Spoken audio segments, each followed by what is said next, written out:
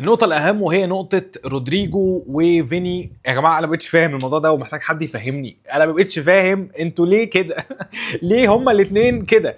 يعني ليه لازم فيني يقعد على الدكة عشان ينزل يلعب كويس؟ وليه لو بدأ أساسي الأول تلاقيه بيقدم خرا طول الماتش وما بيضغطش وما بيعملش؟ طب هو ليه لازم يا ابني كده يا ابني؟ ليه لازم تتقرص من ودنك او ليه لازم تقعد ورودريجو انت هتبقى فعال يا ابني زي ما فيني بيعمل؟ يعني انت راجل اهو بدأت الماتش يعني كنت كويس ولعبت ماتش حلو، بس فيني برضه لما نزل لا انا حسيت بيه اكتر ما حسيت رودريجو بكتير.